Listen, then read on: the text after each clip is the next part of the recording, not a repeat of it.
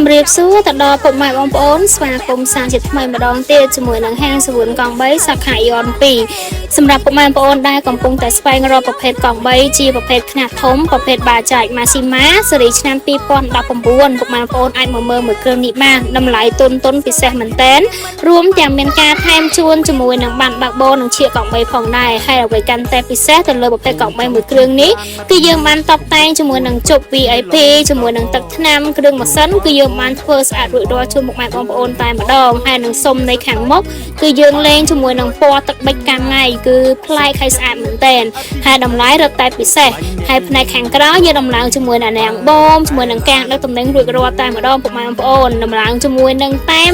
024ទៀតដែរអញ្ចឹងកាន់តែពិសេសជូនទៅដល់ពុកម៉ែបងប្អូនតែម្ដងចង់ទិញដាច់ក៏បានចង់មករំលោះក៏បានព័ត៌មានលម្អិតឬក៏បន្ថែមពុកម៉ែបងប្អូនអាចតាក់ទងមកតាមលេខទូរស័ព្ទដែលនៅខាងក្រោមឬក៏ឆាតចូលមកក្នុងเพจរបស់សវឿនកង់3ក៏បានដែរសូមអរគុណសូមជម្រាបលា